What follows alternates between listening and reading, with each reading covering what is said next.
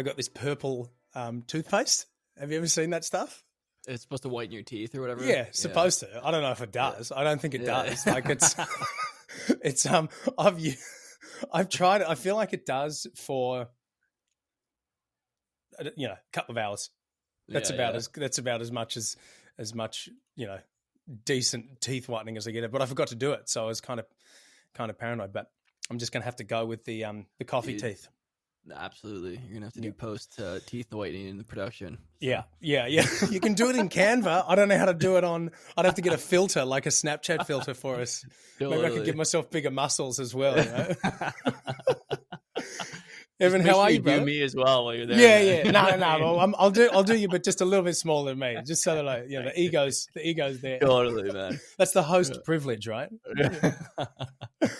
Oh, Evan, how are you, bro? Thanks for coming on, man. Yeah, man. Thanks for inviting me. I'm doing well, brother. Yeah, I'm happy to be here and sit down and have a chat. So where are you? Right now, I'm in North Carolina. I'm in Western North Carolina in the mountains. Okay. So the old kind of Appalachians of the U.S. But originally, I'm from Canada, so I've just been living out here the last 6 months or so. Okay, I like Canadians. We always say Canadians, they're like Americans, but without the attitude. Yeah, I find that Aussies and Canadians, man, everywhere I've been in the world, we tend to flock together for whatever reason. You know what I mean? We do. There's commonalities there that tend to, Isn't that? Yeah. Oh, and I don't think it's got. Like, I know we're both Commonwealth countries, but I don't know about you, but that has nothing to do with my life. Being, I mean, the Queen's on my money, and that's about where it ends. Yes. Or was at least when I was still in Canada. But I don't know, man. Maybe just similar size, similar mannerisms, similar size countries. I think I've always found there's like a bond there that kind of is maybe, I don't know, from many, many generations ago, perhaps we came from the same, the same island in the. Yeah. I agree with you. It's a, I've had lots of Canadian friends too. Yeah. And it's the same kind of thing. It's, totally. Yeah. There's the similar sense of humor too. There's a big comedy festival. Is it Montreal Comedy Festival? There is. Yeah. I think Montreal has a huge comedy festival from what I understand. Yeah. Absolutely. Yes, that similar sense of humor. Yeah. So, man, you know what's funny? I did a podcast with Jaguar Heart. Oh, cool. And he had commented something about you, and so that's how I found you, and I was checking out your stuff on Instagram, and then it was following you for a while and reached out to you, but then in just kind of prepping for this and doing some homework, I found the podcast that you did with Jag. So now we've gone. Full threesome, for lack of a better term. Yeah. Full triangle or whatever that is. Full triangle. That's better. Yeah. I mean, he's a good-looking guy, but he's not. That's not kind of what I'm into. Jag's a cool dude, man. Obviously, I haven't been over to Australia. Would love to get to know him in person, but really up to cool stuff. I've been following him for a number of years, and we had a great chat. It went like a couple hours. It was long, and he's got a lot to share. And he's a good dude. Super inspiring for me. What he's built in his life and what he's up to. Yeah, he was someone that I only learned this after doing it, that I was not prepared for my conversation with him. I was like, he's got a lot to say, and he knows his stuff, and he's a full on dude. He doesn't fuck around. Like he's prepared to say things that very few people are prepared to say. Yep. And I was sitting there opposite him, just like, whoa. And then by the end of the podcast, I after listening back to it, like I remember I finished and my wife said to me, how'd it go? And I said, oh, well, if there's ever a podcast that's going to get me in trouble, I think it's this one. Yeah, I kind of felt the same too after it. I was like, I think I even left it's great. I love someone that just can speak freely and openly, but I think even I put some context in the intro after when I posted it, being like, hey, you might not agree with everything you hear in it, but just keep an open mind. I did the same. I did the same thing. I did the same. Yeah, I was like, oh, but no, I mean, good on him. Like he's got strong opinions about things. I don't think he's right on everything, but I definitely I admire his ability to come out and say this stuff. Like he says what I think a lot of us are thinking, but don't really feel like we want to come out and say that, because it can be awkward when you have that when you say those things that are, well, let's talk about what he's talking about. Let's talk, and this is partly, why I'm here chatting with you is what's your what do you, what's your title? What are you doing with your time? You know, what you host men's groups? Yep. Yeah, it's interesting. That's always evolving, man. I always find like, you know, being someone that's in the world and on social media trying to fill that little description box is like an ever it's a challenging it's one of the most challenging pieces of writing in my life, and I do quite a bit of writing just to be succinct and also expansive. So that's always changing, but essentially maybe I can talk about the things that I create in the world, and then people can get a sense of what I might do from there. So yeah, they can come up with their own label if they yeah, want. they you know, fucking call me whatever you want, you know what I mean? Yeah. But yeah, I facilitate and run experiences online as well as in person, and then also in one-on-one containers, coaching, kind of mentorship is a better word, maybe perhaps, for men. And it's pretty broad, but I generally work in the realm of embodiment and something called ontology, which you may or may not be familiar with, but that's working with our way of being in the world. So not what we do, but how we're being. And so embodiment is a big part of how we're being in the world rather than what we're doing. And I think there's a lot of people, especially now, you know, I've been doing this work for, I guess going on 7 years, 6-7 years.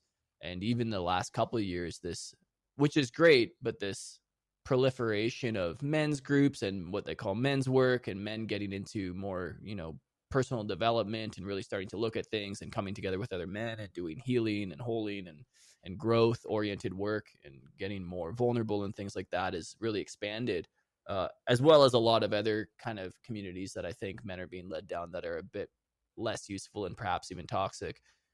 But what I find a lot is missing in that world is men are already innately focused on the doing. We're very much in the mental cerebral world, always thinking about how to do more, how to make more, how to create more, how to fuck more, how to whatever more, right? This kind of driving force, which is beautiful. It's how the world's been structured.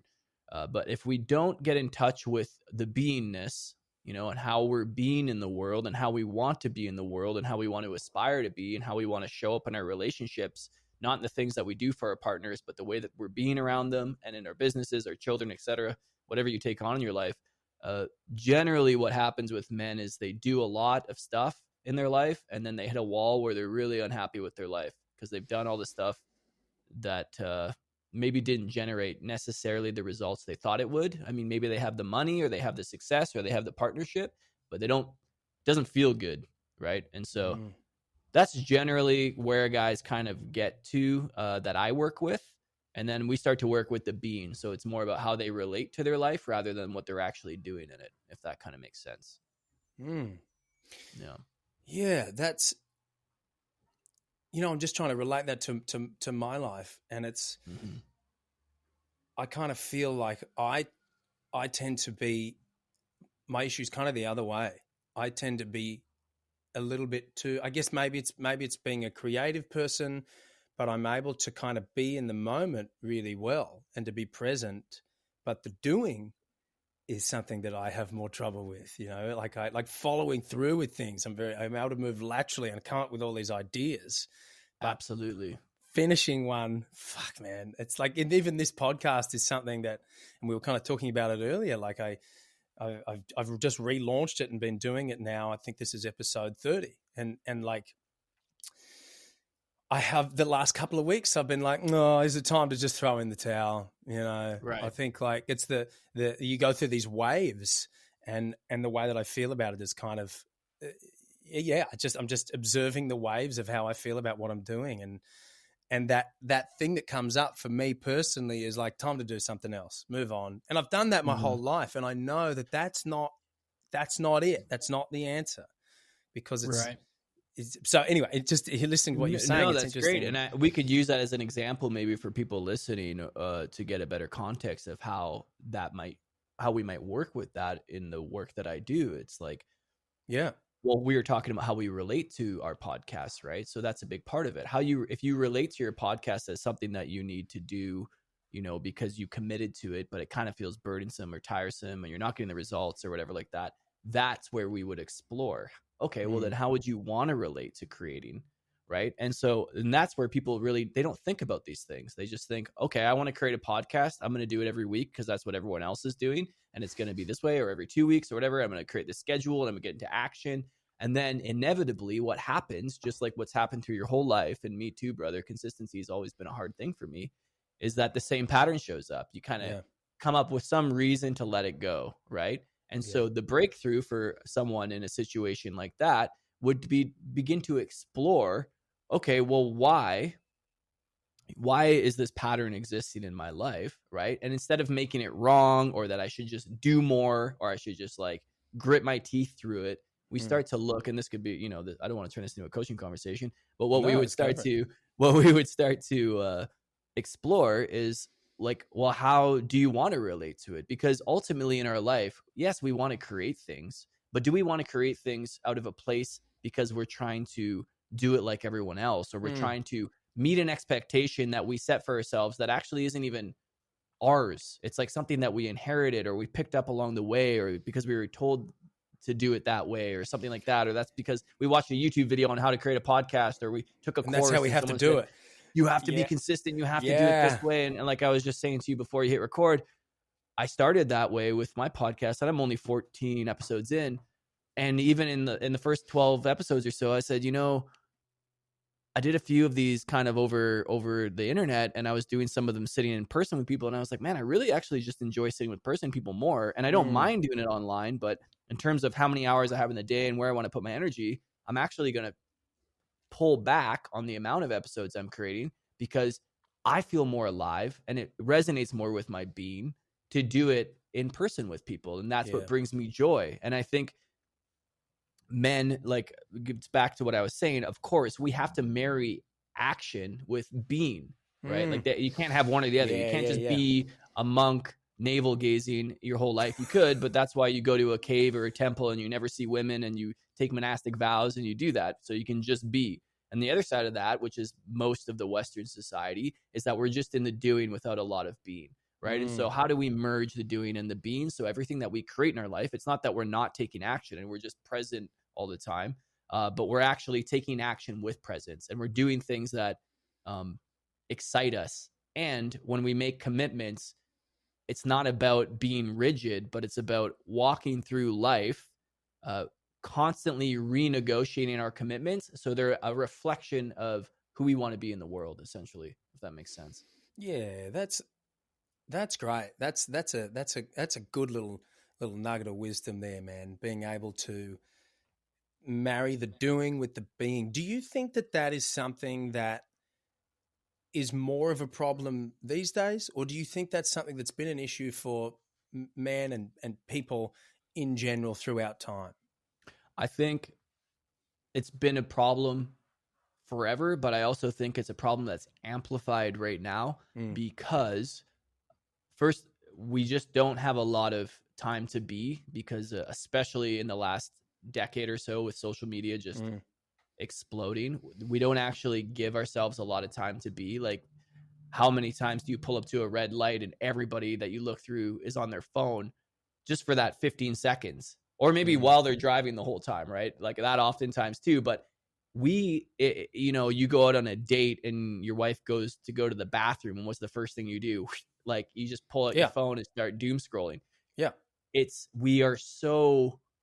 We have become so uncomfortable with just the beingness, just the boring moments, just the in-between moments, that it's certainly a struggle more now. So that's one piece. It's just like, we can't just be. And what the most authentic creation, in my opinion, and you're a musician and so am I, is when we allow ourselves a little space to allow life to just come through us. Well, we don't do that anymore, right? The music doesn't come through us anymore, colloquially. I'm not talking about literal music, though that's a part of it too, but the inspiration of life doesn't anymore because we have way too much distraction at all times.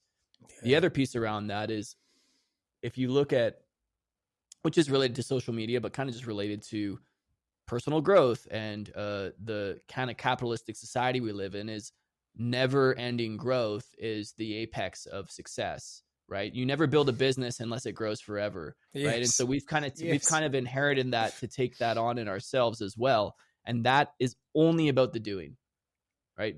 A corporation, they don't think about how the corporation is being in the world. They only think about how to make it grow bigger. They actually don't really care about anything else. And that's right? and So, that in itself is quite a psychopathic mentality. Right. And in some regards, we've kind of inherited that as individuals as well in a lot of ways, right? We treat everything like it's money. More is better. Exactly. Yeah. Of everything, which is just not true. But that's kind of like we've gotten obsessed with that. More is better.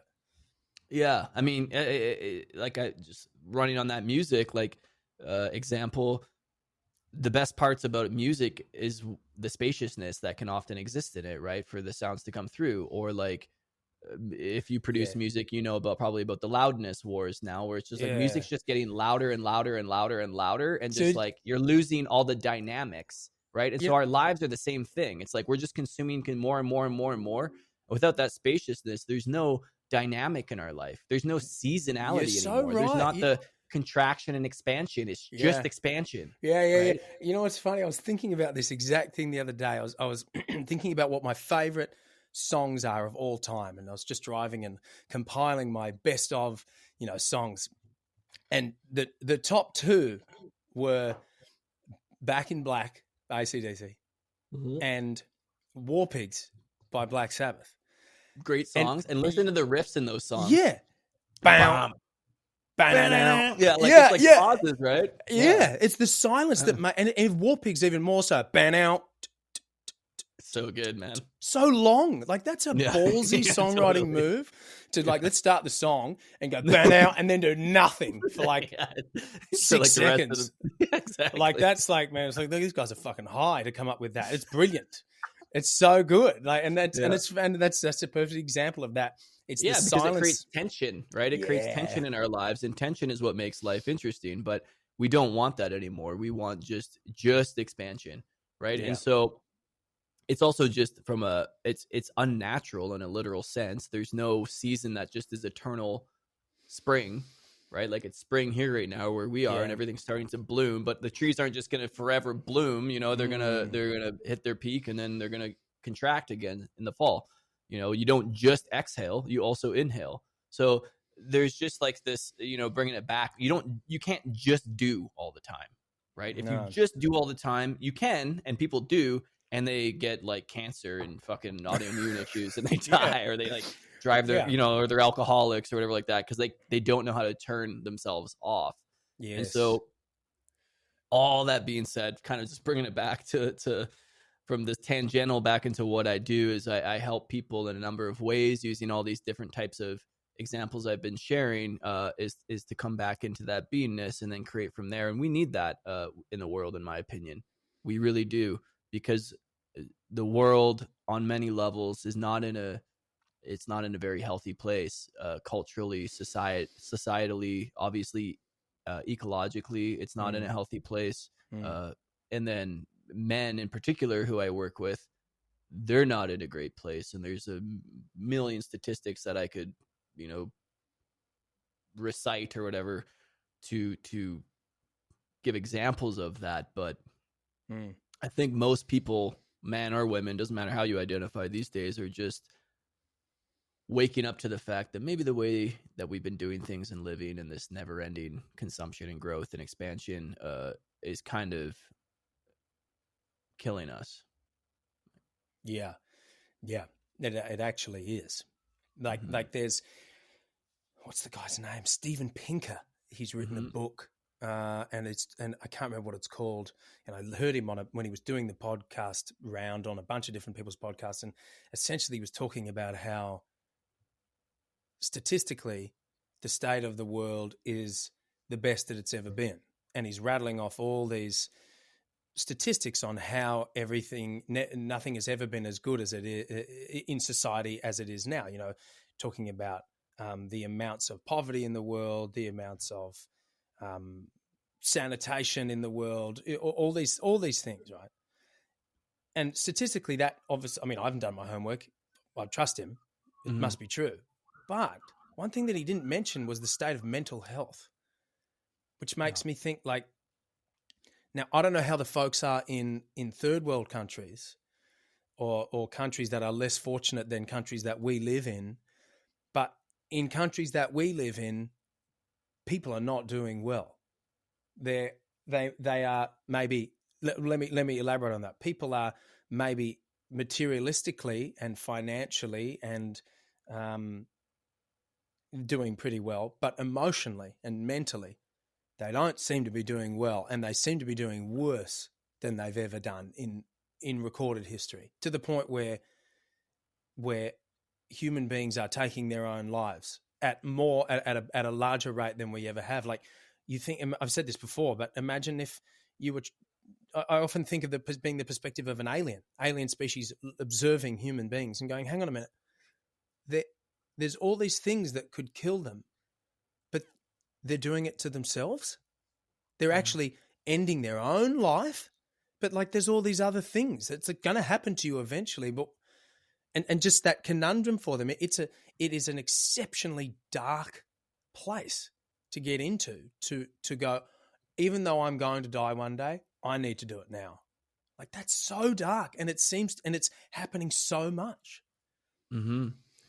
Yeah, and I have spent a little bit of time in third world countries, probably more than most people, but I can't speak to the psychology of people there. But I will say that just from observation, one of the things is when you're in a third world country, you're aspiring oftentimes, sometimes nationally, and certainly a lot of individuals, to live like a first world country. So it's we've already got to the end of that road, and we realize that maybe this isn't it. Like, yeah, I have the material success, I have everything, sanitation, there's someone that picks up my garbage, I got the home, and I've got water, the insurance, I got the whatever, you know what I mean? Yeah. I can go out and I can have drinks and whatever, have leisure time and take vacation, and I'm still completely empty inside, which is, I imagine, is kind of the feeling that most people feel when they decide to not be here, right? Like, yes. Oh, I want to kill myself, like, because I don't feel, what else is there? Yeah, and there's a lot of other myriad of reasons, but life isn't what I thought it was, so why stay, right? And so, yeah, I mean, it's a big conversation. Like I said, I work primarily with men, and a lot of, you'd be amazed, or maybe you wouldn't be shocked at all, for the amount of men that I work that are just completely, that I work with, that are just completely, like, totally jaded and totally don't want to be here anymore. And so culturally, is it a large amount? Well, it's a massive amount. It's the majority. So they're on the edge of just opting out. It doesn't mean that they're necessarily going to kill themselves, although I think, the ideation of it has crossed a lot of people's minds for sure. But it's more just like, where do I go now, right? Where do I go now, right? Because culturally, from what I'm observing and understanding and studying, we have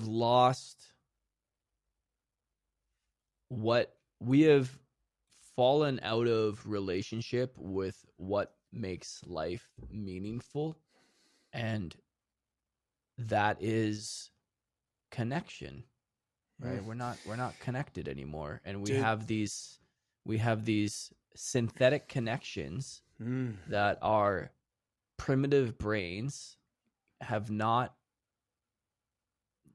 They're not it. They're not right. It's not the same thing. It's not real. Yeah, our brains have not adapted to this, and perhaps they can't, because we're running really old technology, right? Our brains haven't really evolved for a couple 100,000 years. The hardware hasn't updated, but the software is going crazy. Yeah, the software is fucked though. Like, there's no, and the thing is like, I'm 34, but the kids, Gen Zers and kids, but younger than me, didn't really grow up without that type of synthetic connection. So it's all they know. The Snapchat and FaceTime and Instagram and stuff like that is a primary source of connection for them, but it's not based in reality. you're looking at pixels on a piece of glass. Yeah. Like Yeah. that's what's actually happening.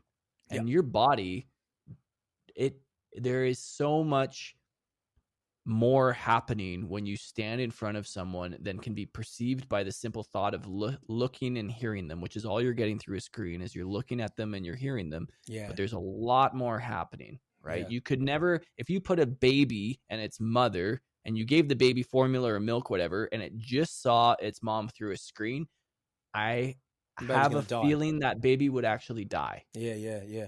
Like a failure to thrive or something they would call, because there's a whole amount of hormonal well, it's even touch activity. Exactly. It's physical touch. Yeah. I don't know who the fuck figured that out and tested it because that's pretty dark. But apparently if you don't touch an infant, maybe, it was in orphanages, I believe. Mm-hmm. And if you don't touch a newborn, they will die. They need physical touch. And there was some orphanage where there was one of the I don't know what you call a person who runs an orphanage, a woman who worked at one of the orphanages. Yeah. She was super affectionate with all these babies because she just had so much empathy, and she would hold them and she would sing to them and rock them. And the babies in that orphanage did so much better than all the other orphanages around. So it's it's not real on a screen.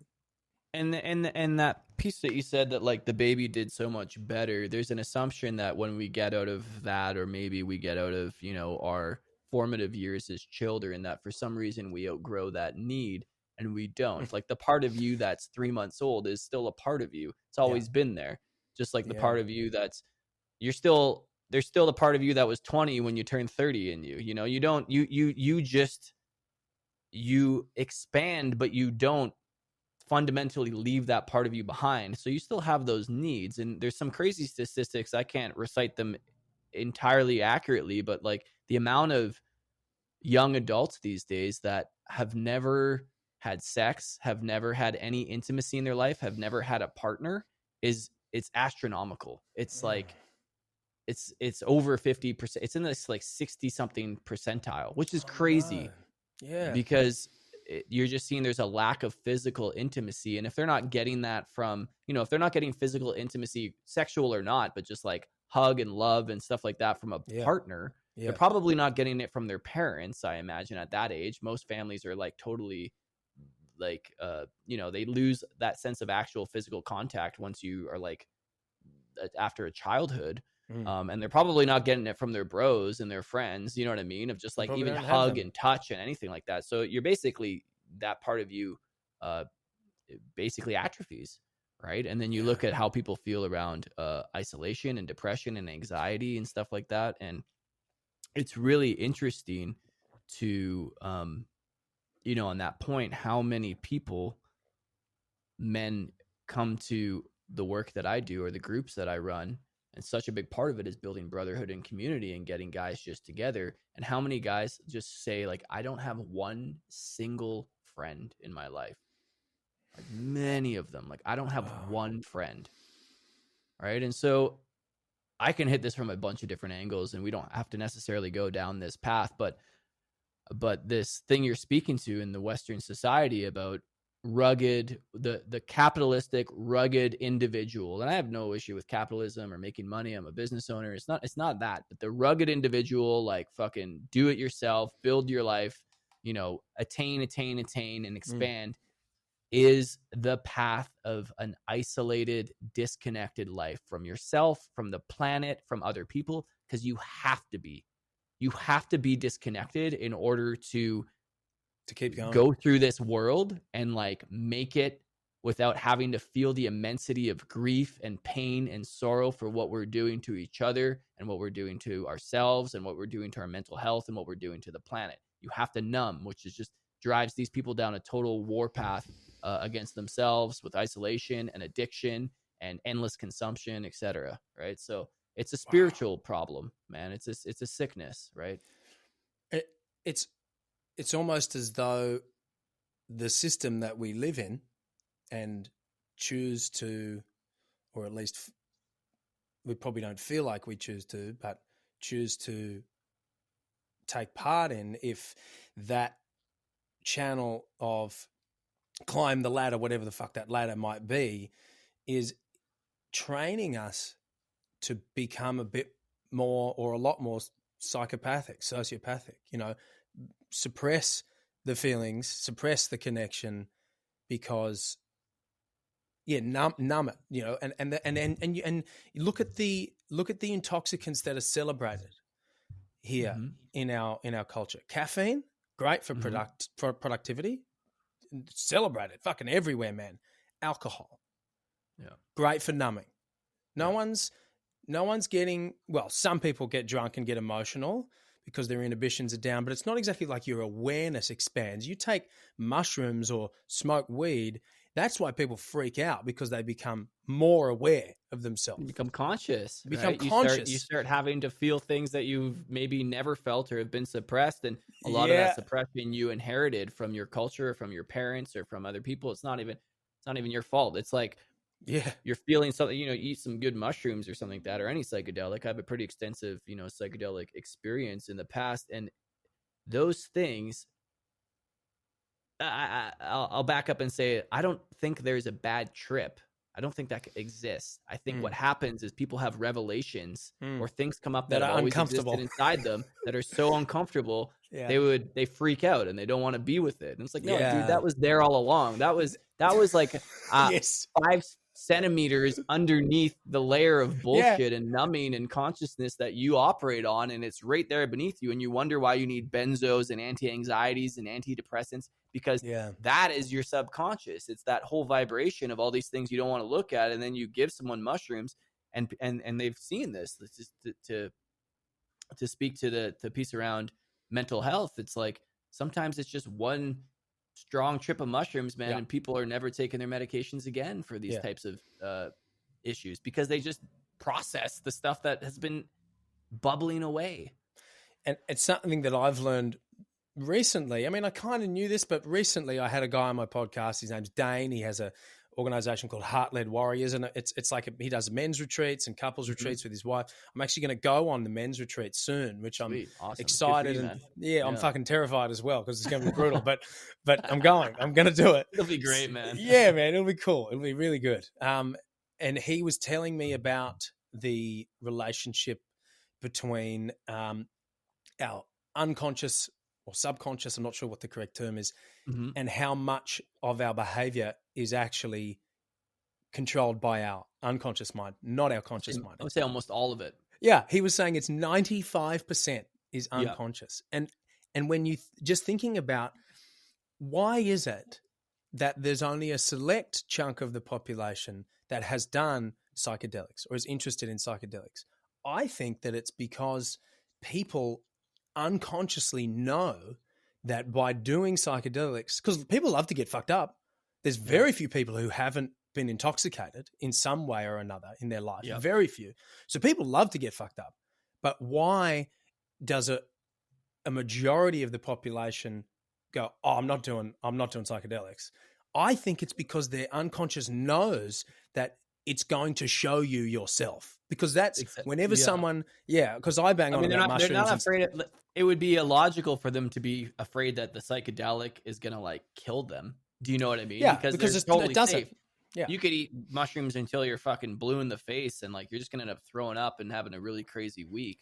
But like you're not going to die, right? You know, but that's exactly it. I have some family members that I've been coaxing, like, this would be really good for you, and they're like, I couldn't be with whatever would come up. So they know, right? And that's why do we turn to the alcohol, because it has pretty much the opposite effect, right? It's like it depresses all that, right? It kind of and if you get drunk enough, you just don't even fucking remember what happened. So even if you did cry and have a big emotional release, you're like, I cried. You wake up in a puddle of puke, right? So it's opposite. It's very telling, right? It's kind of interesting. I've thought of this before too. We awaken our body with stimulants as soon as we can, essentially, for most people, first thing in the morning. And then at the end of the day, you wash it all down with depressants, right? And so that says a lot about that little microcosm of the average kind of Westerner's experience or person's experience, really worldwide. I think coffee is probably the biggest, I'm pretty sure it's the biggest consumed beverage outside of water in the world. Wow. It just says a lot about where our consciousness is directed, right? And yeah, psychedelics are not, they're not fun all the time. They can be, but they're hard work. Yeah. Right. Yeah. And so Well, a lot of people just don't want to do that heavy lifting. That's it, man. Like Yeah. and I've talked about this so many times. I mean, I bang on about it all the time, but it's we like, we can go anywhere, man. I don't care. yeah. Like, I mean, but I'll talk about it for the rest of my life. I haven't done psychedelics for 10 years, maybe. Yeah. You know, and it's like, it's still that and the birth of my daughter are the two equal most profound experiences of my existence. And they have, the amount of growth that I've been through since becoming a dad, she's now 2, is equal to the amount of growth I did in 6 hours on my first mushroom trip. Yeah. So it's like that, you know, that's an invaluable experience. And don't get me wrong, man, I've had what would be considered a bad trip, and it was traumatic. Totally. And I've also had experiences that, you know, doing, I think it was, when I was doing DMT, I was like, I can't believe this is real. Why is everyone not talking about this? I can't believe this exists. It was like that. Have you seen that Mike Tyson quote where he's like, no, yes. It's like that. It's like, oh my God, this is life. This is a real thing. It's so removed from, it's just, it's profound. There's no other words. There's no words. Well, and I think you know, that's the right question, is why isn't everybody experiencing this? And aside from people's fears, and without going down the too conspiratorial lane, hey man, put the tinfoil hat on, mate. You've come. There's to the a lot right of place. gatekeepers that wouldn't want us having that experience. Do you know what I mean? That was the first thing that came to my mind. Yeah, I was like, I know why this is illegal. That's a very hard population to control, because it brings you into a state of consciousness where you feel true unity. Oftentimes with other people, with the collective consciousness of humanity, you feel oftentimes true unity with the biosphere, with the earth, with the planet, with the non-human species and stuff like that. And that's very counterintuitive to the agendas and the goals of GDP and growing nations and war and all of the isms in the world, all the dogmas, right? We'd have to let go of all of that, because when you kind of break through that threshold of all these beliefs, and you go kind of even sometimes beyond time, beyond right, you go beyond all these different systems that we've essentially agreed to construct our reality. That's all it is. It's some sort of, it's a covert contract that we've all agreed this is the way the world works, and this is the calendar we use, and this, you know, if you haven't done psychedelics, you listen to this, it sounds like a crock of shit, or it might totally out there, but you move beyond all of that, and then you realize like what's really important, or what it means to be human, right? And a lot of the work that I do, psychedelics are an integral part. If people choose to work with me, it can be a part of it, because they're able to move the dial in ways that a conversation or a men's retreat simply can't. It's kind of like it's like a slingshot to a level of consciousness that you can't stay at, because I don't think our system or our body or our nervous system, we just don't have we haven't developed the capacity to live there, but to pull behind the curtains and just look and see what's possible can be really revolutionary for someone walking a path where they want to be a more free human being. Well, I have a theory on this, and tell me what you think about it. I think that place is the beginning of where we go when we die. I think that's where our consciousness goes. Totally. Yeah. So and then there's part of me that kind of thinks maybe we shouldn't be doing things like, you know, like DMT and stuff, because that's not for now. That's for then. That's for when we die. And look, this is all just, you know, a theory that I'm coming up with. But yeah, there's part of me that kind of thinks, you know, you hear about people who do way too much psychedelics, and like, 100%. I know a guy, a friend of mine in the States, who got a DMT vape. So it's just like a weed vape, but it's fucking DMT, and you can just hit it all the time, you know, and he's just like, you know, just blasting off. And you hear about people who are doing this kind of anyone who's done it knows what I mean. Like to to how crazy it is to think about doing that often is what's crazy. It's and yeah, so I kind of think like, is that going to ruin the afterlife experience? If you've done it too many times, you're like, oh yeah, I've been here heaps of times. I know, and maybe you're not allowed in. Maybe that's what hell is. No, you weren't supposed to come here. This was denied. not. Yeah. They look at your psychedelic scorecard and the heaven's gates, and they're like, "Oh, you took too much, man, dude. You've punched this card way too many times. You're not allowed in here. We man. told you that." Yeah. The machine elves. Yeah. Well, exactly. It's interesting you said this, that you related to death, because a lot of the work that I do, in a lot of different lineages too, that you hear from, whether it's meditative lineages from the East or psychedelic realms, or in South America, working with plants like ayahuasca and stuff like that. A lot of these experiences, whether they're ingesting psychedelics or not, and these lineages, spiritual lineages, are all about preparing to die. Right? And so in something that we have no relationship with here in our culture. And on walking that path, in the preparation of death and getting familiar with what the experience may be like, right? It might be like this. It actually gives you a little bit more liberty in your life, because you begin to value your life more. You certainly begin to fear less. Like, I've certainly been in situations on psychedelics that, like, I really thought I was going to die. Yeah. And I didn't. Obviously, I'm still here. But that experience it shifts your perspective of life, and it also shifts the consciousness, one would hope, that you approach death with, right? Because death is a scary, ominous thing, and at least for myself, and I imagine other people agree, when it does come for you, you hope to be relaxed into it. You don't really want to die hanging on to life and having a bunch of regrets and wish you did other stuff, or clinging on and freaking out, right? And so part of a lot of these practices is to practice dying in the hopes that when that time does come for you to go to wherever we go, whether it's a DMT trip or nothingness, that you can do it from a place that's a bit more, feels more like a graduation than an end, maybe. Well said. Yeah. I think that concept in itself is seldom discussed in Australia, the US, Canada. Most people don't think they're gonna die. Like, do you know what I mean? They have some weird. They don't understand. And I partly feel. I know. I partly still feel that. There's part of me that's me too. I get it. Yeah. And that's the part of me that's shit scared. But then there's the other part that goes, no. You got to try and when the time comes, you got to try and this is really fucked up. And I need to tell my wife to skip this part because she has a bit of a fear of flying anyway. But I was on a plane the other day. There's a bit of turbulence.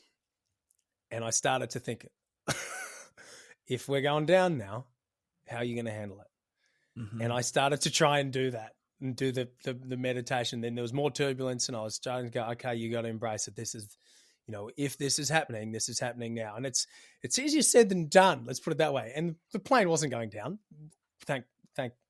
Yeah. But yeah, so it's that in itself is something that is, it's not discussed. And it's interesting you say, people don't think they're going to die, because I agree with that. I think that, it's I mean, if we lived like we were going to die, or we were conscious of the possibility of walking out our door and never seeing our 2-year-old again, or never seeing our wife again, or we would relate to each other in a much different way. Yes. We would probably end up letting go of a lot of stuff that we hold in terms of resentments amongst other people, or grievances or annoyances. And we would probably do a lot of different stuff. Like, if I gave you a prognosis where you had 3 months to live right now, your entire calendar in the next 3 months would radically shift. But the irony is everybody has that calendar right now.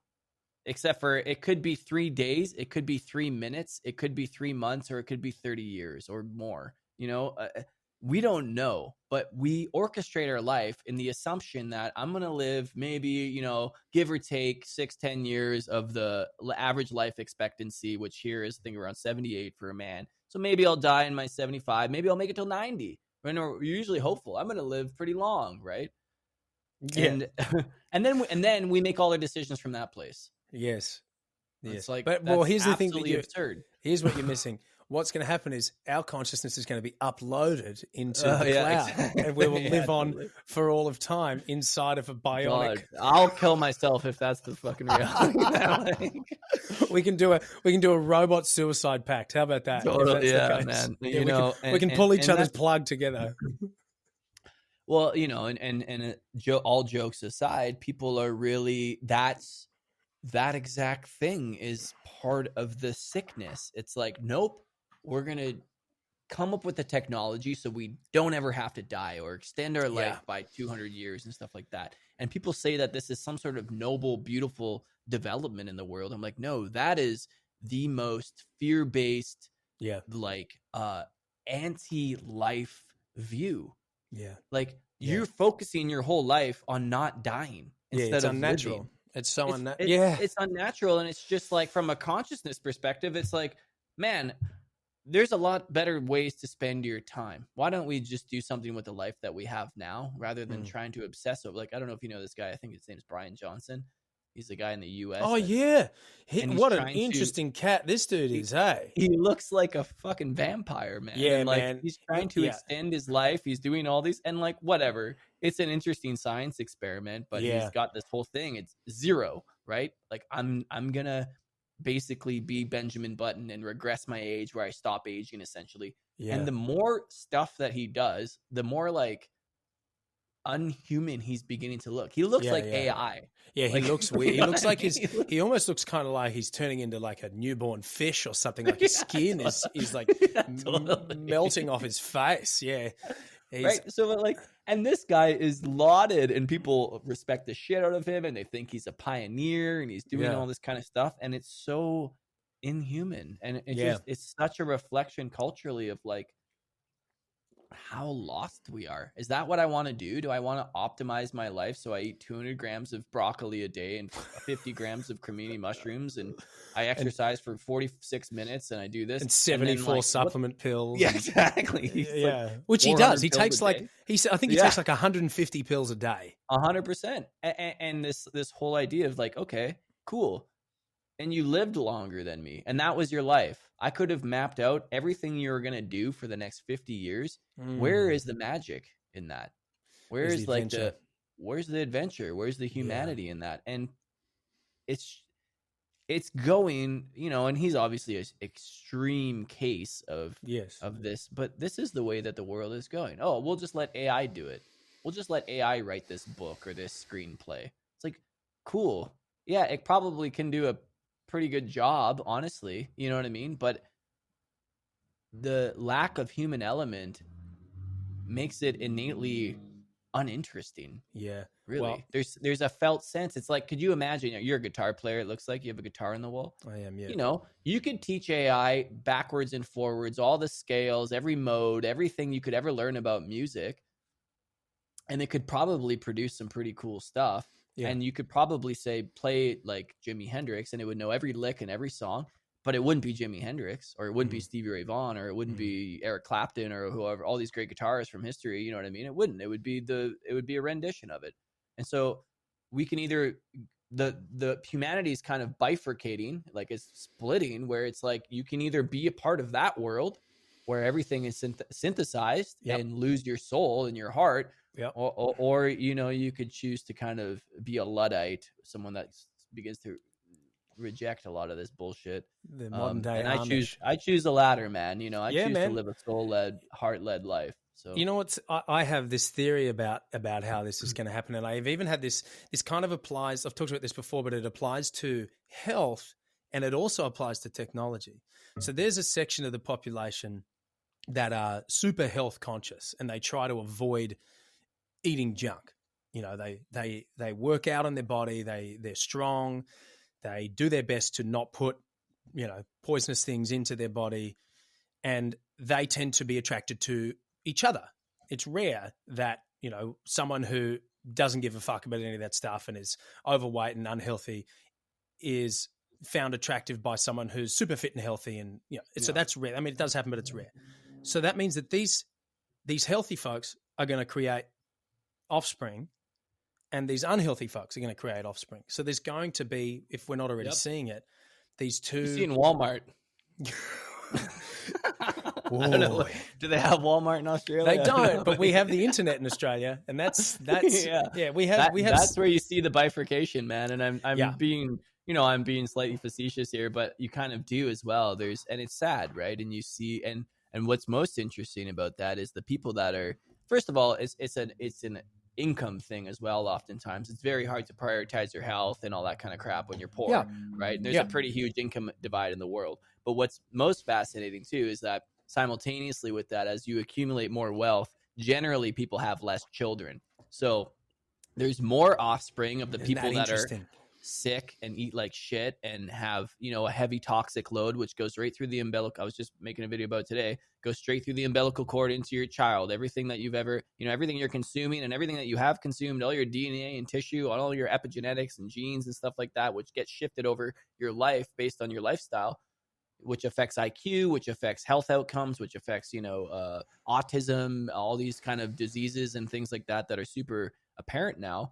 Those people are more likely to procreate, more likely to have big families, whereas people that are high wealth, and care more about what they consume and just have a healthier lifestyle and exercise and stuff like that, they'll get like a little dog and live in an apartment in San Francisco or something and never have kids, right?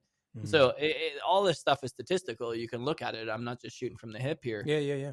And that is, we're becoming a society that is infertile, that is full of disease and illness. And it's interesting. I was just writing yesterday about how for the first time since it's been recorded, the life expectancy here in the US is on the decline, and that the world now has a bigger problem with obesity than obesity than starvation. Yet people are malnourished, which is fucked. You can be both obese and malnourished. Wow. Yeah. What a mess. Yeah. Right. And so this idea, too much food that is not empty, food. Empty food, right? So everything is empty, like in our lives. I think that exact thing, like it's such a great example of, it kind of paints the picture of culture basically around the world. It's, we're so globalized now that it's slightly different in different places, but not really. We're obese and we're malnourished. And I mean obese, we're spiritually fucking obese, we're energetically obese, we're emotionally obese, and yet we're completely malnourished, right? And so it's just that bifurcation you speak to, and I know I'm taking you on some tangents here, but we are, the prognosis, it looks like, from if you just do a little bit of reading, is that we're actually not even going to be able to reproduce in another 100 years or so. Like, and maybe that's by some intelligent design of the planet to kind of just let us die off. Well, you've gone down it could be considered evolution, couldn't it? The planet is going, oh no, you've gone down the wrong path. That's not going to work. And maybe being optimistic, there will be this small section of the population who avoids eating the foods that cause malnourishment, who avoids the technology integration, and just becomes more animal and embraces our animal nature.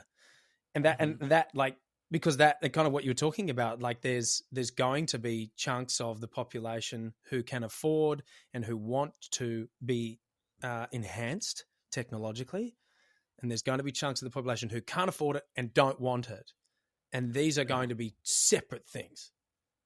Like we're not going to be the same. We're not going to be able to interface with each other because one's just going to be too slow. It's going to be like, who was I talking to there? The guy I was talking to, David, recently. He's a tech guy and a sci-fi guy.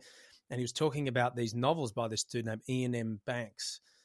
called The Culture, and he's written this whole series of sci-fi novels. But it's basically AI treats humans as pets because we're in a post-scarcity world, and the AI is so much more advanced, and human beings have nothing to do. So we're just a cat that just sits on the couch.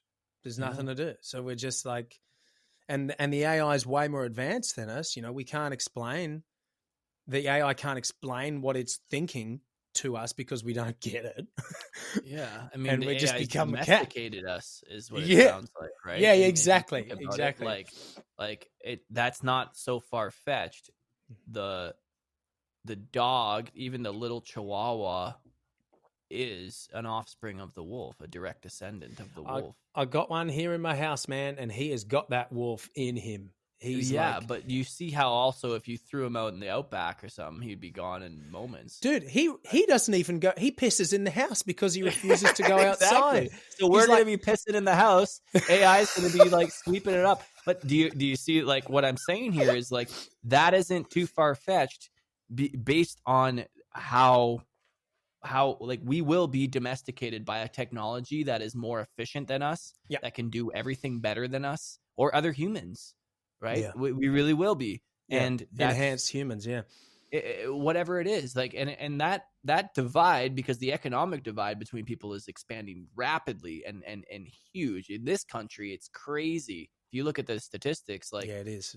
There is no middle class anymore. You're either struggling and like you're living with roommates in your 40s and stuff like that if you want to not live in the absolute sticks, or you're ultra wealthy, basically. More money than you know what to do with. The only that's the only options left. And so that's not going to get better. That's going to get much that divide is going to grow expansively. And a lot of we haven't touched on this, but a lot of the work that I do too is in nature-based primitive skills and survival. And so, like, because I have a deep interest in that, because it's fun, and also just nature is incredibly, it's where we come from, and so to be in it is probably the most healing thing that you can do.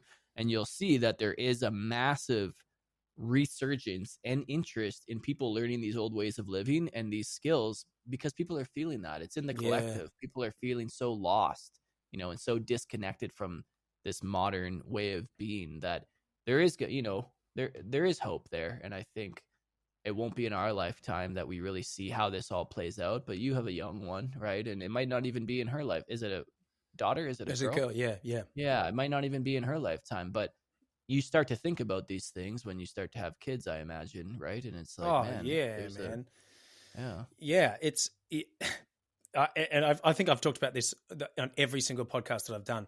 I keep coming back to this idea of, like, we need. It seems like all things are pointing me in the direction of, I just need to start a commune, like an actual commune where there's like 100 or less people. We live off the land, we fish, we build our homes, we have community where we trust each other because we know each other, and we create a society that's like kind of Amish, It feels like it's the only way to go forward without going insane. I mean, I don't think I belong to a community and I've lived all over the place where that hasn't been in the conversation on a serious note in like the last decade. It's just people just are so yearning for something real, and for something where they can actually, like, I used to be a farmer, right? And you don't become a farmer in this decade or in this time of the world to make money, and you don't do it because you want an easy job. You do it because it's real. And what were you farming? I was farming, so I worked on a few different farms, but mostly vegetables. We had animals as well: chickens, eggs, cows, etc. But 6 acres of vegetables, like 150 different varieties, and selling them at the markets and everything like that. All organic, of course. And for a while, I was working on a biodynamic farm, which just takes it to the next level, like beyond organic. So what does that mean? Biodynamic. What's that? Biodynamic. This is a whole rabbit hole we go down, but biodynamic. I'll be. I'm just recruiting you for the cult now, right? Yeah. I got some skills, bro. Like I'd be a good asset to any cult, for anyone starting a legit cult out there, man. Great. I can grow food. I can lead shit. Like I can build stuff. Excellent. Yeah, biodynamics, basically, long story short, there was a guy in the turn of the century, like kind of late or early 1900s. He died in 1924. His name was Rudolf Steiner, and he was this visionary. And he came up with a lot of different ways of dealing with. It was a spiritual kind of movement that he was a part of, and that he ended up creating. But he had a lot of knowledge in a lot of different areas. Have you ever heard of Waldorf school? Or Waldorf education? No, I don't know. Anyway, so he was basically a German spiritual leader and philosopher, but he came up with something called biodynamics, which just basically is a way of farming and cultivating and growing food that is regenerative, and that I'm surprised you haven't heard of this, because in the wine world in Australia, it's fucking huge. I've definitely heard of it. I just have never learned about it. It's a really deep. You could go really, really deep on it, but essentially, it's a way of growing food and caretaking the land that involves a spiritual aspect. It involves, a very grounded, real aspect, but it has you do some really interesting things. Like they have these things called biodynamic preps. People call them BD preps. So you'll do something like you'll take the manure from your cows. You'll put it in a horn, and then you'll bury that in the earth for like 6 months over the winter. And then you'll dig that up, and you'll kind of homeopathically apply that to your crops. Wow. And it has a lot of different, he basically gave like 6 lectures right before he died on this whole thing. And everybody's just been trying to interpret biodynamics from these 6 lectures that he gave in like 100 years ago, over 100 years ago. And so long story short, it's all these different types of ways of working with the land and treating the land and doing these preps that regenerate the soil. Because if you think of a big part of the problem with nutrition and stuff, we're talking about malnourishment. Even the best food is is lacking vitality and minerals and stuff, because we've just depleted our soils from monocropping and glyphosate and pesticide and just growing the same area over and over and over again. Like, stuff here doesn't grow out of the ground. It grows out of all the fucking applications of stuff that they put on it. The ground, it's just like sand at this point, right? So even the best places, the soil's been so depleted, which is a whole other conversation. So he started seeing this 100 years ago, and people were asking him, and he started to make some suggestions on how we can maybe move forward to not do that to the planet. Wow. Okay. So it's the process of not only growing organically, growing the way that the nature growing regeneratively and also building closed circuit farms. Like, ultimately, if you came into this planet with the ethos that you wanted to leave it better than you found it, right? That would be the hope. If everybody had that, where they came into the world and they just wanted to leave it better than they found it, that's kind of what biodynamics is. It's like, okay, I'm going to cultivate this piece of land and I'm going to use it, but I'm in relationship with it. And so, like, I don't just want to take from it and take and deplete it and then go somewhere else and fuck off. How do I regenerate this so it actually becomes more abundant and can grow even more food, and then it attracts even more animals and butterflies and critters, and kind of living a more harmonious life with the ecosystem, which in turn provides you with you get more, you get better yield. Food. It's more nutritious. It's like it tastes better. Like, dude, the stuff we were growing was like, it glowed, man, with life, and it was tasted. Oh, you could totally tell the difference. People are like, that's so. It's like, they're like, that's bullshit. It's hogwash, whatever. Like, how can you spray manure that's been buried in a fucking horn for I don't know, dude, but it works. The guy knew what he was doing. We don't know how our phone works. We don't question that. Like, totally. I don't know, man. Yeah, and so I'm a pretty practical guy, even though I have deep spiritual leanings. But I see things when I believe things when I see them, and biodynamics was one of those things, for sure. You're in, man. You're in the cult. You joined. Totally. You passed it. I promise not to fuck you as well. I'm not, I'm not that kind of cult leader. Yeah, thank goodness. But although then you can't be a cult leader, because I think that's kind of a prerequisite for all the cult leaders, right? Yeah, I think so. Yeah. Man, that's what a beautiful practice that is to be. How long does it take for the soil to actually become healthy again? Is it a couple of seasons before it can actually? It depends on the soil, but this is regenerative agriculture is a big topic now in the world, and I can't say that I'm super educated on it, but and I don't know what it's like in Australia, but I imagine it can be similar. We've depleted the soil over the last 100 years to such an extent that it's, like I said, it's like dust, and that layer of humus and and good growing material, because it should be like black and rich. Yeah. That's good. There is feet of that. And I think like some estimates have said that we have, I don't know, depending on where you are in the US, I think like 30 or 40 growing seasons left on a lot of this soil where it's just completely done. Right. So that's like 30 or 40 years. And But so we in could the rebuild timeline it, of right? what? You could rebuild it, right? With The this, soil? yeah. Yeah, but this is an ecosystem. It's kind of like rebuilding a planet. You know, Yeah, yeah. this is a complex ecosystem of a lot of things that we don't even fully understand yet. Bacteria and animals and worms and all this kind of stuff. Like, yeah, you can rebuild it, but to rebuild feet of it, you know how many millions of years it took to even like all the composting of dinosaurs and animals and like leaf matter and stuff that to build something that extensive, right? Yeah, we fucked it up pretty good. Dude, we're fucked. Like, we're fucked, man. Like, it's all you can do is prepare for death at this point, because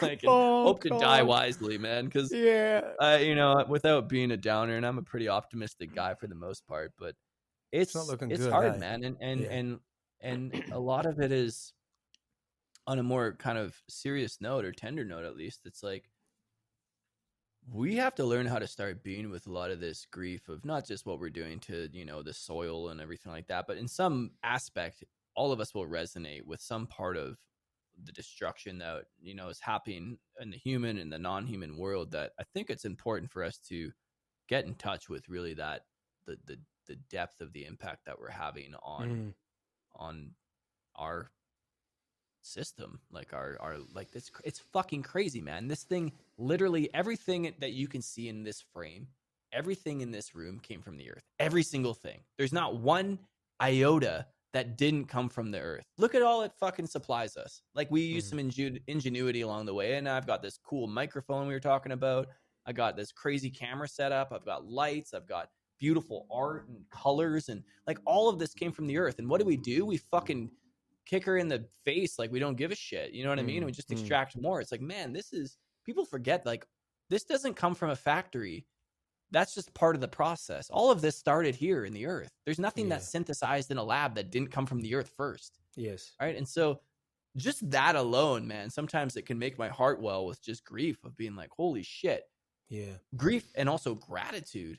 All right. So just like, we're I don't know, man. I could rant on. I know we jump all over the place, but it's just, there's that, you know, speaking to what we were kind of talking to earlier about how people are feeling like life is meaningless and it's like not worth being here. It's like, well, where else are you gonna fucking be? Like, where are you gonna go? Look at this place, man. It's magnificent.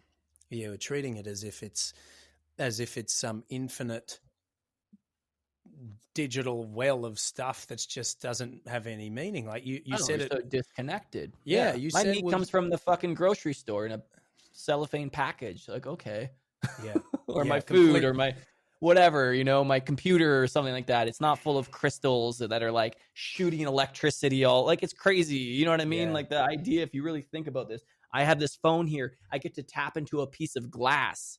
You know what I mean? Like, and it's full of crystals. It's a crystal matrix encased in glass that connects me to all the information ever existed in all time. Yeah. So what? How could you want to die? Yeah. You know what I mean? Like, yeah. I feel you, man. You said it earlier in the conversation about connection, and this is something that a friend of mine who he passed away. He actually overdosed, and he said to me he battled with addiction a lot, and he was a really deep thinker, this guy. And he said to me one time when he was in a really good place that he goes, the opposite of addiction is connection. And I'd never considered that. And he at that time in his life had finally embraced, I think he was trying to do the 12-step program, and he'd really embraced it. He tried to do it a bunch of times, but he'd really actually given himself over to it and realized, I think that this is going to be the only path that will work for me. And he had gotten to a really good place, and then he got injured and had to have painkillers, and I don't know what happened. We lost touch, but I know that he overdosed. Yeah. But that's a micro version of what you were saying about how we're the disconnection, the opposite. Connection is everything in our lives. Yeah. It's actually it's the thing that drives us to do anything. Yeah. Really. Well, I said this last really time. Anything. Yeah. I was saying this. I said this in the last pod I did. What's the thing that we do? Let's say, to the worst human beings in prison, the rapists, the murderers, we isolate them. You take them away from other murderers so they can't hang out. And people petition because it's so inhumane. Like, they'll petition a guy that killed a classroom full of kindergarten children, which happened here. And they put that guy in solitary confinement, and there will be people that will be like, that is not right to do it to that person. That's how reverently we hold connection, because we understand how deeply painful and inhuman it is to take that away from our lives. And yet we are constantly, and not to the point of locking ourselves in a cell, but we are constantly self-isolating. And I mean, and I know this is a tender topic for people, but look at what we just went through over the last 5 years with the lockdowns and stuff. I know. Like you guys had it hard where you were. Same in Canada, man. It was ruthless. It was really bad. And I know we are two blokes who look into this stuff and think about this kind of stuff, but as a society, we know how bad isolation is for us. I don't think we've recovered a lot of people from that either, from those 3-4 years or whatever. I don't think a lot of people have really recovered from that. And it's also, for whatever reason, for a lot of people, it's sent them deeper into isolation. I don't know, maybe it normalized the idea of staying at home and these synthetic connections, and just I think with remote work and everything, and people not going back to traditional workplaces and all the kind of things that happen, it's like, it's kind of been normalized to be isolated. And to your point around communes and community, it's like, we lived for hundreds of thousands of years in something like that, 100 to 150 person family, essentially, because you're almost related with most people in it by blood. That is the human way. There is you don't look at any animal that lives in the wild that still has its wild DNA and it lives in complete isolation. Some animals are more isolated than others, but none are in complete isolation. You know what I mean? We kind of, like, the way that we construct our houses and our world is like to be isolated. Yeah. This is something that I want to learn more about. And I want to have like an Australian Aboriginal historian and someone on who can teach me about the Australian Aboriginal culture. But so anyone who's listening who knows about this stuff, forgive me if I get this wrong, but I believe that within certain tribes in Australia, the Aboriginal tribes, there is it's like a rite of passage or a ceremony where the women will take the young men, the adolescent men, away, and they will basically teach them which women within the group that they are allowed to be with and which women they are not allowed to be with, because the elders, these women, they know what the lineage is, and they are completely conscious of keeping the bloodlines pure and not having any inbreeding or any of that kind of stuff. And this, and the men have no idea. The men don't know. They don't know. That's not their job. That's not their role. They're off doing whatever they're doing. And the women curate the tribe by educating the young lads on who is off limits and who is not, and they abide by it because it's for the good of the group, and it's a beautiful exhibition of community awareness. And I'd love to learn more about that, but that's a really interesting little bit of info. Did you know that in Iceland they have this registry where everybody's name exists, and then you have an app on your phone, so if you're like out at the bar and you meet somebody, you want to make sure that they're not like your cousin or they're related to you because their population is so small and homogenous. Really? Now? That's real? Yeah. So like you're out in Iceland, as far as I know, and like you meet someone, you can like look at each other's IDs or something like that, or names, and it's like, okay, like we can procreate without making inbred children.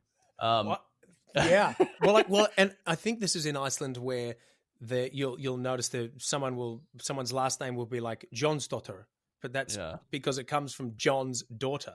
So her brother, his last name will be Johnson. Yeah. So they have different because it's so if that's true, you would think it would be relatively easy because it's like, hang on, your last name's Jonsdottir, my last name's Johnson.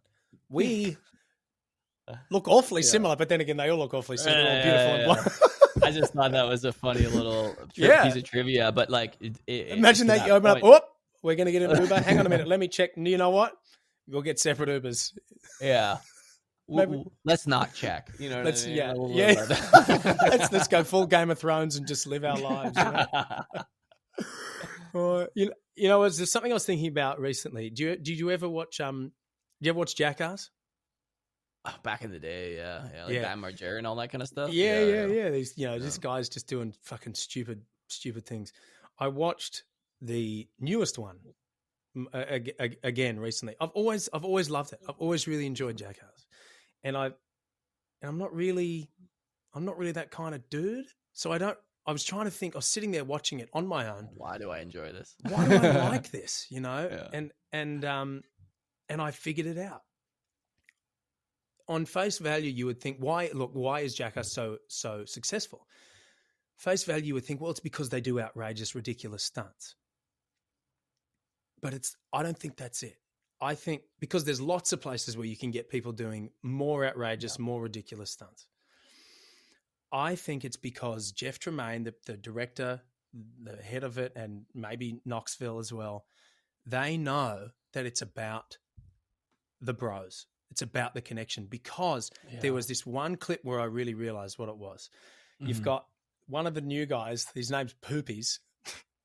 He's got a Perspex ping pong paddle with two sides and like one of those things where you would put like a butterfly inside it and you tighten it, right? Oh yeah. So, but he's got his dick in this thing, right, and he's squashing it flat. Yeah. And it gets completely flat. I think it's Poopies. Maybe it's Dave England or one of those. I don't know, one of the other guys. And it's you're seeing these guys make this ping pong paddle of this guy's squashed dick, and it gets super flat. And then what they do is they have the string with the ball attached to it, and Johnny Knoxville grabs it and does the thing and makes the ball bounce. Right, that's just so immature and childish. But then they cut to the peanut gallery of 5 or 6 of the other people in the cast just pissing themselves laughing, absolutely shitting with laughter. Yeah. It's fucking hilarious. It's the dumbest thing I've ever seen, and it's so funny. But you take away that camaraderie and that mateship. Yeah, just some guy doing that would be kind of weird. Like, it's weird, right? Like so then you realize, it's not about the stunt at all.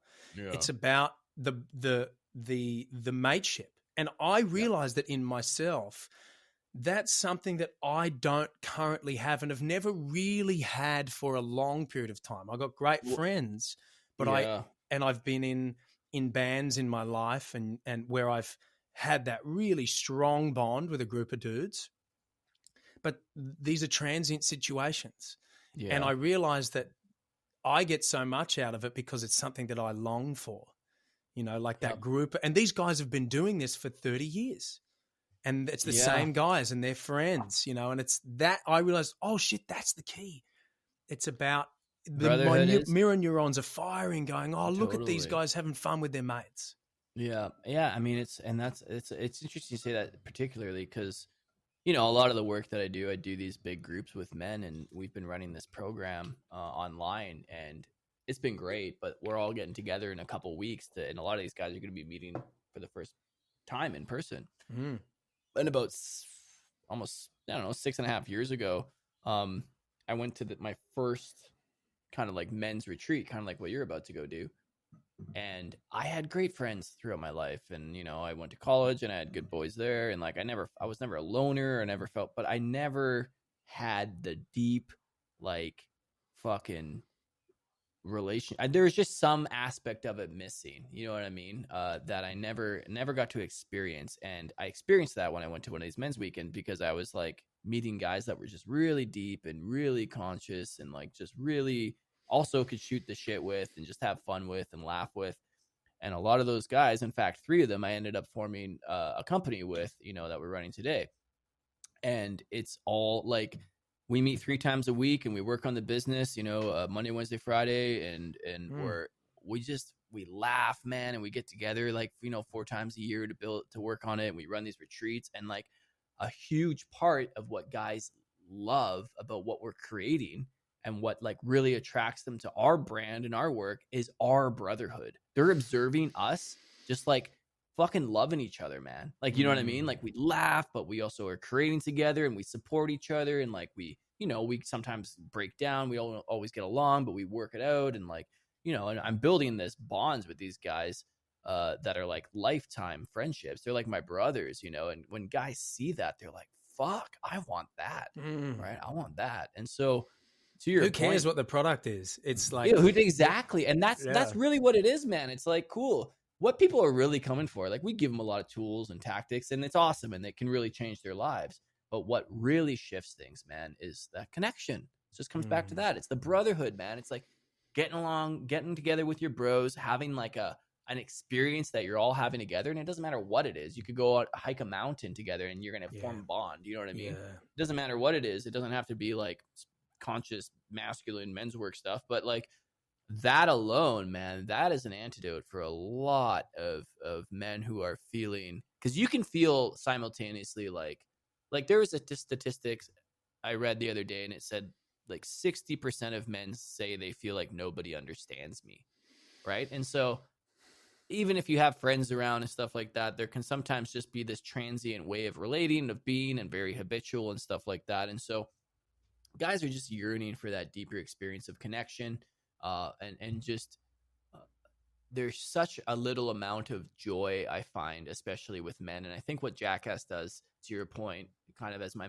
gears are turning in my head, is you get both those. You see the brotherhood, you see the bonding, but you also just see like guys just being idiots. And like there's something kind of, it's like mostly harmless fun and just it's the boyish shit that you did when you were a kid. You would get together with your friends and you would just do weird, random, stupid shit and like laugh about it until you fucking stomach hurt and cry. And like, for some reason we grow out of that and we shouldn't. I don't think we should. I mean, of course we have responsibilities and we have to take things on, but like who said that we couldn't have fun and be ridiculous and stupid? And I was a musician as well and played with bands. And those were some of the best times of my life because you're just, you know, you're creating with people, but you're also laughing. You kind of have to be best friends and you kind of hate each other sometimes too. And it's like the whole experience you have in that is just so, it's just so rich, man. And guys are that historically, man, we had that forever. There's always men coming together for a common goal, creating things together, going through trials and tribulations and having fun and doing hard shit together and like, you know, and celebrating it. And we're missing that. And in fact, it's almost like mocked and even frowned upon a lot in these days in society. And so I'm a big advocate of that. Like that's kind of where I stand in the world. It's just bringing men together and celebrating life. You know, man, I've been watching obviously a bunch of kids TV now because I have a little kid. Yeah. And we're watching, you know, the show Bluey? I don't know it, no. So it's this Australian cartoon about a family of blue cattle dogs. Okay. And there was this scene where Bluey, the eldest daughter, she's 6, there's this tree stump in the backyard. There's a few of them. And Dad and his 2 mates are, you know, pulling these stumps out. And Bluey and her sister Bingo want to play with the stumps. So they go and turn one of the stumps into like a nail salon. And, you know, because they're painting each other's nails. And then the dads come over to rip out this stump and the girls are really upset because they want to play. And so the dads agree to let the girls paint their nails and do their makeup and all that kind of stuff. But then it's time to rip out the stump. And the girls, Bluey doesn't want to do it because they're playing with it. So she goes and tells her mum. And her mum says to her, but she's like, you have to let. I know you want to keep playing, but you have to let your dad play as well. And she goes, Dad's not playing. Look, they're doing work. And she goes, no, look, they're playing. And then they have this shot of Dad and his two mates with the stump, and one of them's got the axe or something, and he's digging something out, and then the other one starts doing this stupid impression of something, and they're just goofing around. And this is a fucking kids cartoon, man. And it was honestly the amount of episodes of Bluey that I have watched and have welled up and even actually cried in. There's a reason why anyone who has a kid is like, Bluey's amazing all over the world. There's a reason because it's like real shit. And I was like, oh wow, it's got me, it's so special. And that's why it's done well, because they know this stuff and they're intentionally putting this stuff in there. Dad needs to play with his mates.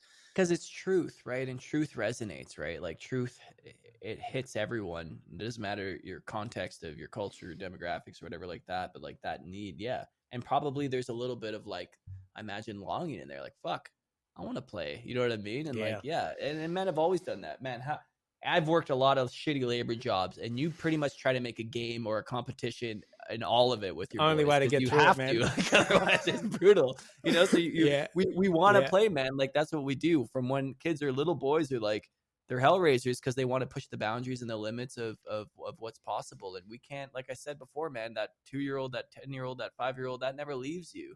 That part never leaves you. You just grow around it, right? But that part of you still needs to be nurtured. So it's interesting how we kind of tend to. We kind of tend to say, I was chatting with a guy recently and he was saying, in my mind, he's 40. He was like, in my mind, I'm 25. Yeah. And I made a joke saying, oh, wow, you're mature in your mind. But, I kind of think that in my mind, I'm like, 25-ish, 20. Yeah. But is that just my ego saying that's a good age? That's a young, strong man who's 20, 25. So that's the age I'm going to attach my psyche to. Or kind of as to what you're talking about, is there a part of me that's still 9, that's still 4, that's still... there has to be. Yeah. I think there has to be. And there's a part of you that's 1 through whatever age you are now, 40 or however old you are. You know what I mean? Like I'm 37.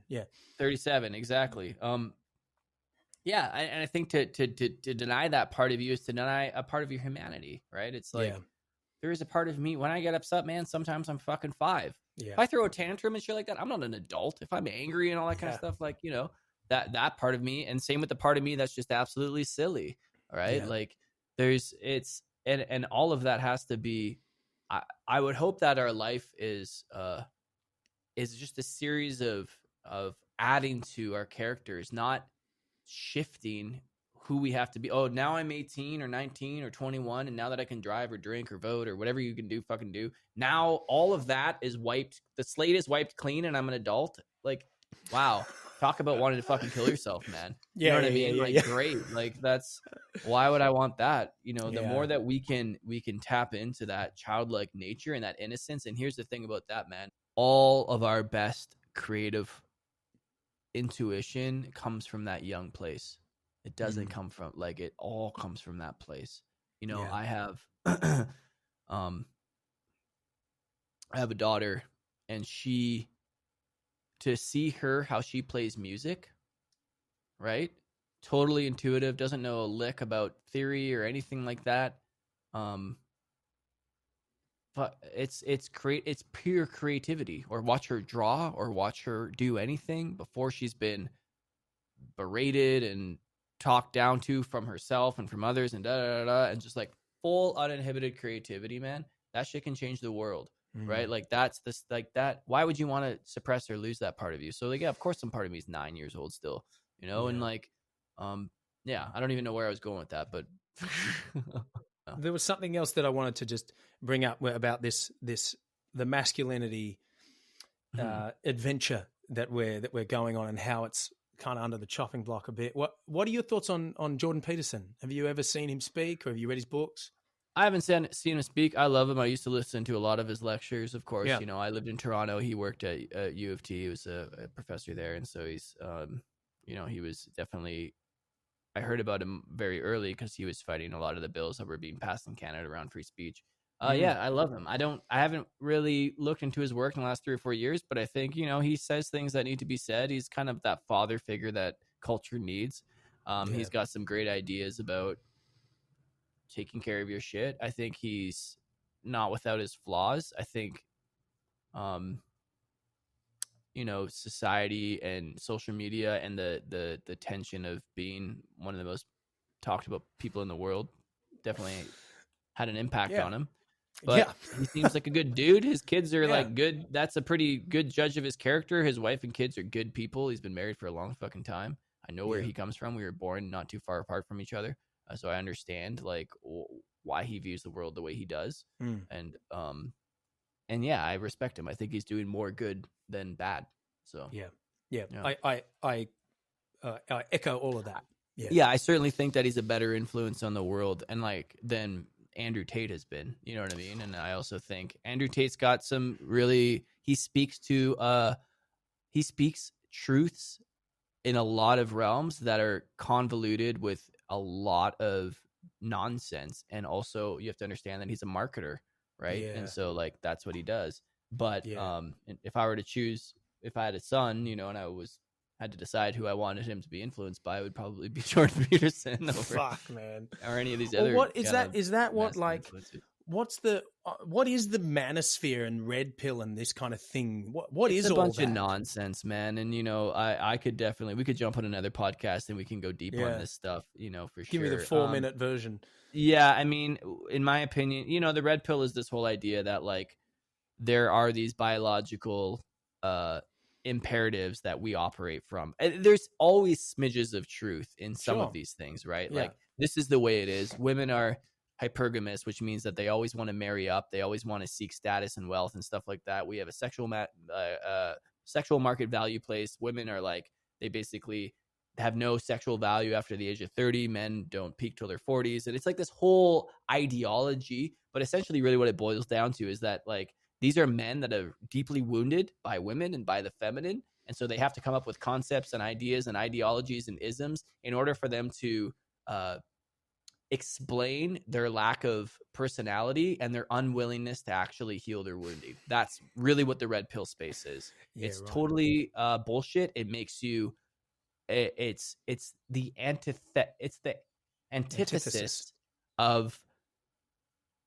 So these men, let me put it this way. These men talk about how they don't give a shit whether in a relationship or not, or they don't really give a shit whether women care or not.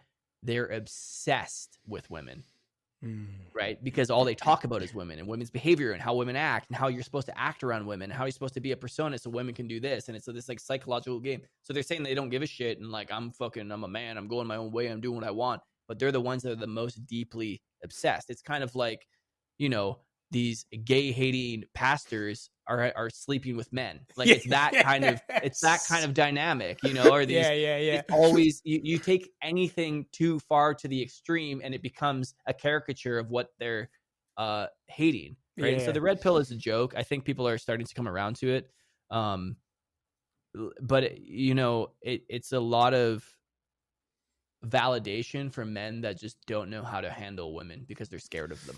They're pussies, to put it bluntly. You know what I mean? Because I always thought why they got to fuck with the Matrix, man. I love the Matrix. I always thought it was more about being awake to what's really going on in the world. So to hear, I've heard the red pill world and manosphere come up. Hang on a minute. Now when you explain it, I realize.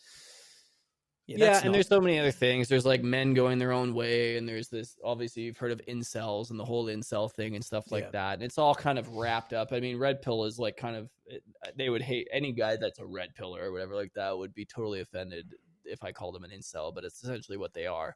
Would someone comfortably say I'm a red pillar, or is that something they don't want to? No, they love being red pill. I got red pilled. Okay. I was red pilled in 2019. Probably people aren't walking around I'm an incel, though. I'm sure there's some people doing that. They do have their own. They do self-identify. They got Reddit forums and shit. But yeah, the red pill thing, man. It's sad, and it's what it is oftentimes, and this stuff goes pretty deep. And like I said, we'll share it for another podcast. But